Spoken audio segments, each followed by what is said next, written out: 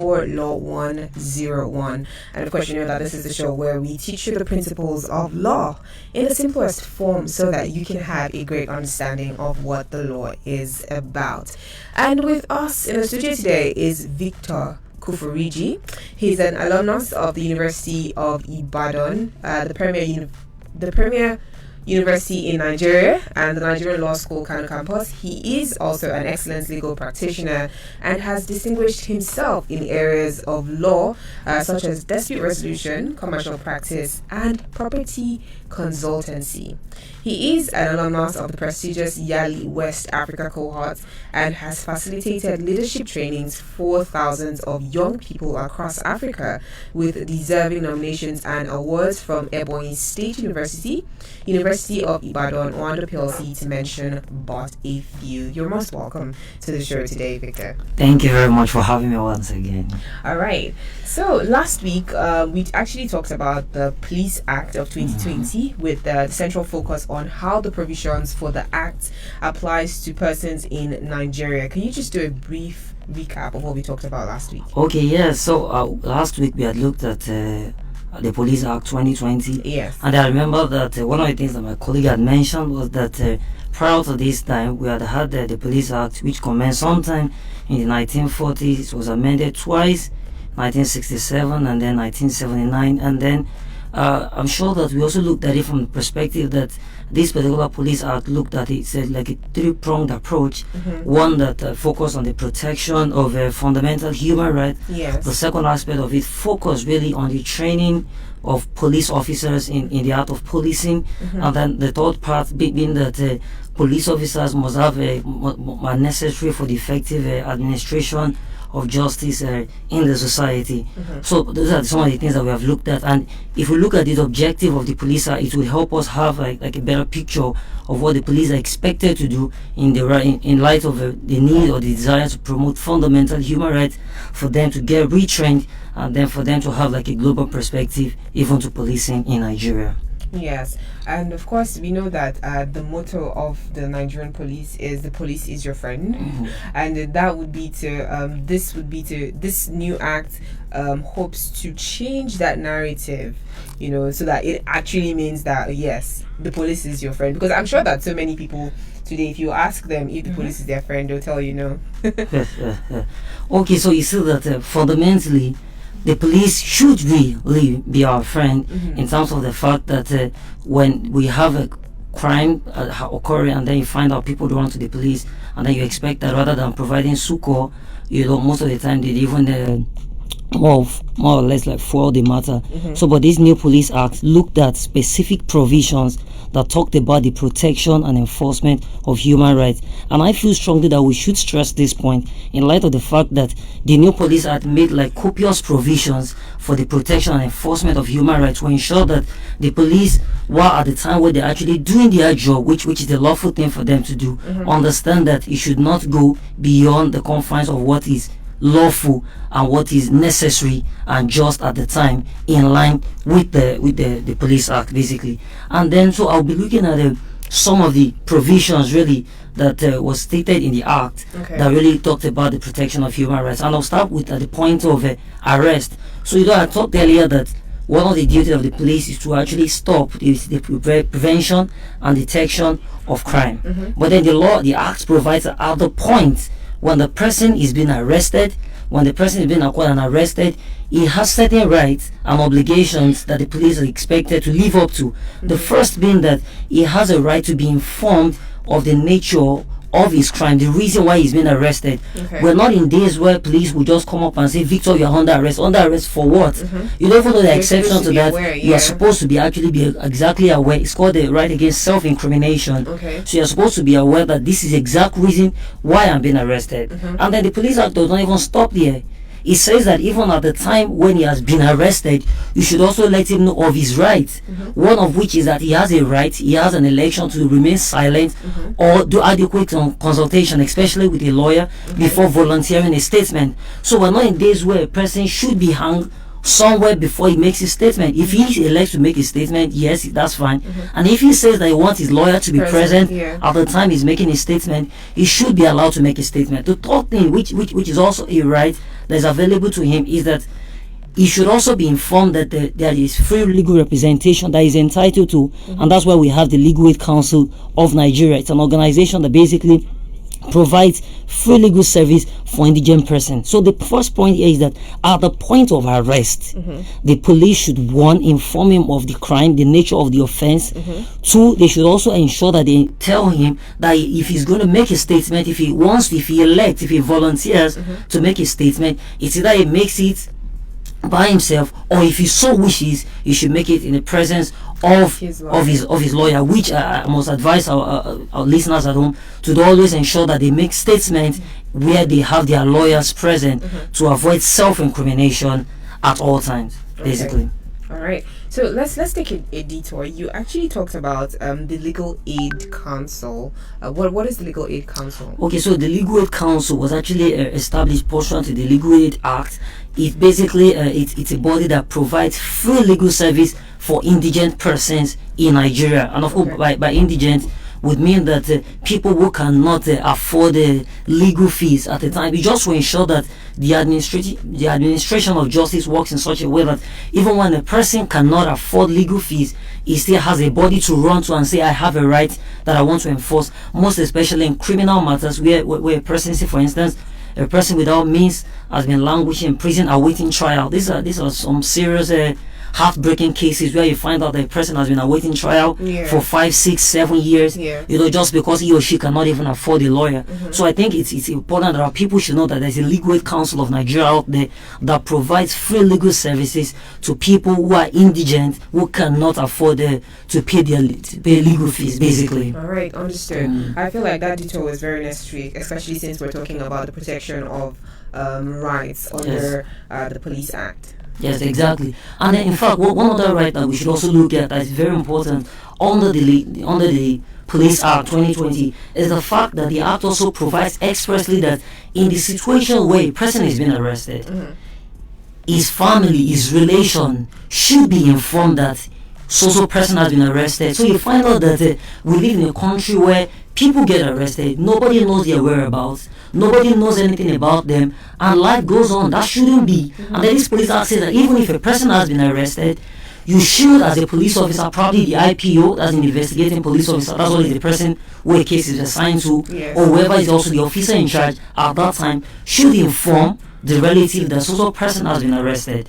Because you find out that people have been arrested and detained for years without people knowing their whereabouts. And if you find out that the law even provides that if a person can't even be presumed dead if he's missing for 7 years, and then you find out that the family members do not even know his whereabouts, they feel he's dead, even though he might not be dead, he might just be remanded somewhere, whether in custody of the police or even in prison. Because you find out that sometimes people get arrested and then there's always a remand order. The remand order is for them to be taken to prison, and then without proper information at that time, you find out that somebody is languishing in prison somewhere for years without any member of the family even knowing about his whereabouts. I mean, there's a several stories to it.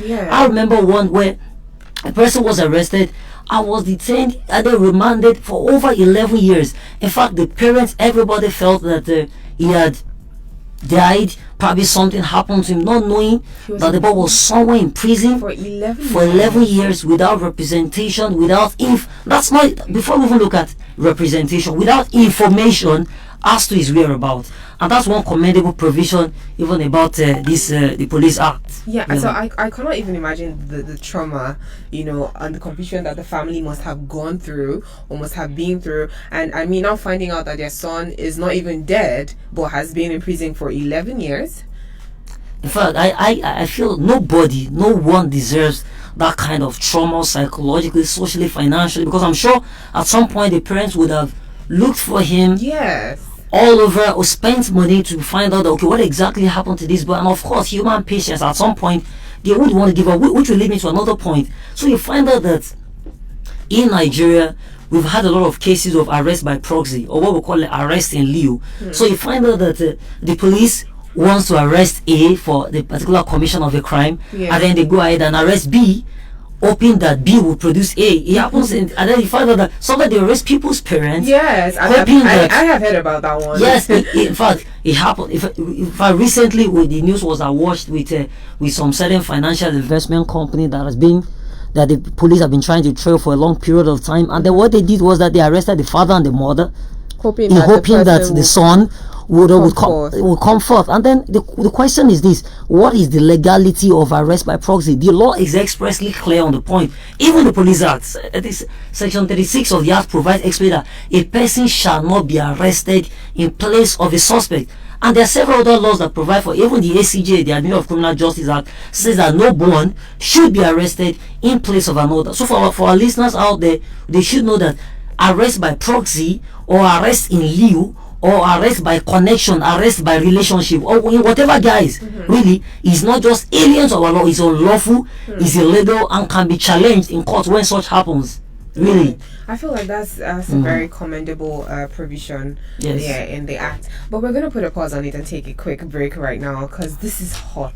Yes, I absolutely love that we're talking about this on the show today. But let's take a break, and when we come back, we'll continue the conversation right here. Don't go anywhere. Keep your dial locked on to Law FM 103.9. We'll be right back after this.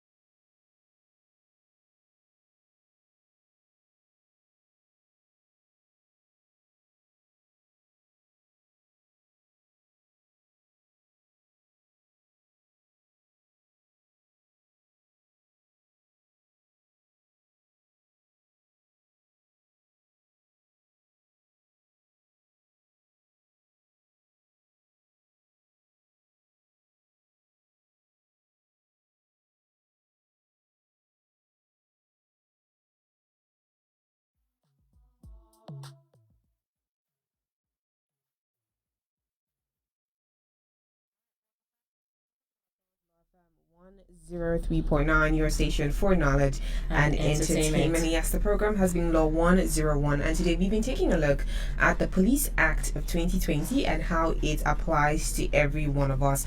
Don't forget that towards the end of the show, we're going to open the phone lines, and you can also send us messages if you have any questions that you want to ask. All right, so before we went on the break, we were talking about how it's in the provision of the law that police officers are not supposed to arrest a family member of a suspect, in attempt to, or in lieu to, bring out the suspect or call forth the suspect. So let us assume that, in a real life scenario, and one of, say, A's family members has been arrested by the police to force out A out of hiding. What are the likely liabilities of the police? Okay, so let me say this first. Okay. It is not a crime to be a family member of a suspect. that's what the basic. It's not a crime to be a family member of a suspect. Yeah. Two is that every person who is even called a suspect has a right to presumption of innocence. So the fact that the person is even a suspect does not make him a criminal, as the police force would sometimes want people to believe. So you find out that on the basis of the first point, that it is not a crime to be a family member of the suspect, it all goes to say that there is no law that says that you cannot be a family member of a suspect in a case. So in a case where his family member has been arrested, that's fine. If he's arrested, that can be challenged in court, because you find out that you cannot punish a person under a law that is non-existent, under a law that does not exist in Nigeria, as provided by Section 3612 of the 1999 Constitution, that says that for a thing to be a crime, for an act to be a crime, it must be stated as a crime in a written law, and the punishment must also be provided for. So the question I'll put forward to any police officer that does that: where is the law that says that it is a crime to be a family member of a suspect in a pending case or any case at all? So they can challenge that in court to say that we want to actually challenge the infringement of our right to dignity of human person, even to liberty. Let's say, for instance, the person has been arrested beyond the number of hours provided under the law, so they can challenge this in court, because it's their fundamental human right to go to court, because what the law says, that where a person alleges that his fundamental human right has been breached, is being breached, or likely to be breached, he can approach the High Court of the state for redress in that case. So in this particular situation, the person who has been arrested can actually bring an action in court. In fact, the law is so good now that today there is no longer the provision of a local standard. Anybody, even the family member of the arrested person, can actually go to court and institute an action for the protection and the enforcement of the human right of the person who is detained. So my view to our listeners, which is the law, is that it is not a crime to be a family member or related to a suspect in a case, and you can challenge that unlawful arrest and detention in the High Court of the state where such occurs. Okay, it's no longer business as usual, and these are radical and commendable provisions of the Police Act of 2020. Yes, in fact, let me say the expressly. The Act provides that no one should be subjected to any inhumane and degrading treatment. We are no longer in days when policing is recorded by how many people that you can hang in the air while trying to get them to write a confessional statement. We are not in the days where you need to tase people by using taser on them just because you want to obtain statements from them. In fact, we're in the days where police should be reminded that their duty is to prosecute and not to persecute. So in fact, the Act provided that no one at all, under any guise whatsoever, should be subjected to any degrading, inhumane treatment. I mean, degrading and inhumane treatment could come in any way. It means that the police should actually treat people with compassion, dignity of human person, which is the second thing. The police should actually treat people, even people who are being arrested now, with dignity, because of course it's their fundamental human right. And by saying dignity, we're saying that people should be treated with compassion, should be treated with respect, as much as, and that's where we draw the line. There is the duty of the police to detect and prevent the commission of crime. There is also the obligation imposed by law on the police to ensure that in the course of doing their lawful duty as provided by that same law, you do not, by under any guise or under any means whatsoever, whether by way of commission or omission, violate the fundamental human rights of citizens protected by law. And then you are correct to say that we are no longer in days of business as usual. These are days of business unusual. The police should see that there is a dichotomy between your duty to prosecute and your duty to also protect the law that says that respect the fundamental human rights of citizens. Yes. And just as you have mentioned, are these rights impossible? Yes. Okay. In fact, I feel that that's really the point of this particular talk show. To say that in any case where such happens, where you find out that any of these rights at all has been breached, was breached, or even likely to be breached, because that's the way the Constitution puts it.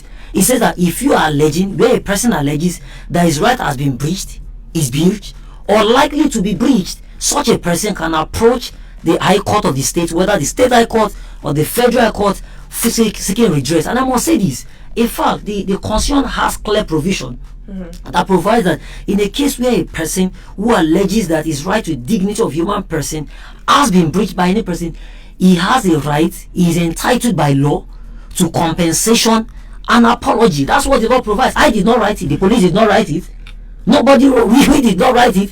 The people, the drafters of the law that wrote it had an intendment at the time, and which is to protect the sacrosanct nature of the fundamental human rights of citizens. So on the scale of preference, the duty of the police on one hand, the protection of fundamental human rights on the other hand, at all times, the law would always elevate the status or the rights of human in Nigeria. And of course, the law is also always there to safeguard the protection and the enforcement of the human rights of citizens in Nigeria. All right. At this point in time, we're going to open the phone lines now, and if you have any questions that you want to ask, you can call in and ask. The number is 0703-2277-338, or you can send us a message via SMS or WhatsApp to the same number, 0703-2277-338. Hello, good afternoon. Hello. Good afternoon, ma. Good afternoon. What is your name and where are you calling from, please? My name is Tunde from Makoka. Greet our guest. All right, welcome to the show today. Do you have a question you want to ask? You have gone very deeply into that topic and we enjoyed it. But the question is this. Why is it then that policemen are doing everything with impunity and there is no punishment met by them? Is it because they have been given too much power, or that they enjoy absolute power which cannot be questioned? That's my concern and question. Okay, sir. Thank you very much for that question. In fact, this is a very interesting question, and I must say this first. Under those guys, really, I mean, it's like it's a philosophy. Absolute power corrupts already. Yeah, and absolute power it corrupts absolutely. Yeah. So the first thing is that they do not have, the police does not have absolute power in the things that related by law or the powers arrogated to them by law, the powers devolved to them by law. What the law states express, and I feel that one of the reasons why we have so much impunity in the police force is because our people are not willing to challenge some of the actions of the police. In all honesty, so you find out that there's a problem. We all want to just find a way, a corner way of just romancing their ego, when you can actually stand up to your right and challenge it. And I must say this because wisdom is profitable. You do not need to have any physical altercation with the police. I mean, I have been accosted by the police several times, and then my question is that I will not fight you here. There is no point, because of course you have guns, I do not have a gun, but I can go to court where I can say yes, my right was breached. That's why I said, sir, the other time, that whether the right was breached is currently or likely to be breached, you can approach the court. So it's not a right that can be extinguished because of length of time. No, the law says that. So where you have that, we should all, as Nigerians, we should not encourage impunity by always conceding to argument that, oh, you cannot fight with the police. Of course, we are not advocating that you should have any physical altercation, but we are saying that the law has put measures in place for the protection of your human rights. And I must say this expressly. In fact, in cases where your right to dignity of human person has been breached, the law expressly provides that in such a case, you are entitled, if you go to court, of course, you're entitled to damages, and you're entitled to apology on that point. So I feel strongly that until Nigerians begin to take up a good stand as to ensuring that the duty of having a better Nigeria does not just lie on the police or any of our institutions. It lies on each and every one of us as Nigerians, not just to do the right thing at all times, to stand up for the right thing and ensure that justice that we want is not just in theory, but is being practicalized by ensuring that each and every one of us do things in line with the law. And then in cases where you have seen that your right has been breached, of course, seek legal counsel for the enforcement, for not just for the protection, but for the enforcement of your human rights. And it's time we begin to make example in the society and then set the standard that in Nigeria, really, these things can work, it is possible, and a better and safer Nigeria is possible with the contribution of each and every one of us. Thank you. Right. Very interesting. I believe that the listener has been more enlightened about the issues that you have spoken about today. But however, we have to put a pause on the discussion for today. And I hope to have you again next week to continue this conversation. And also just to thank you so much for being here and sharing this issues and talking about these issues with us on the show today. Thank you very much for having me. I appreciate the leadership. Thank you very much. It's always an honor. I celebrate you. All right. This is where we draw the curtains on the show for today. Of course, you know that Law 101 will be back tomorrow at the same time, but we'll be doing a recap of everything that we talked about this week. So if you missed any of the episodes, make sure that you do tune in tomorrow at 2:00. But coming up just in a bit, is People's Court right here on Law FM 103.9. Alright, so don't go anywhere. Keep your dial locked onto your station for knowledge and entertainment.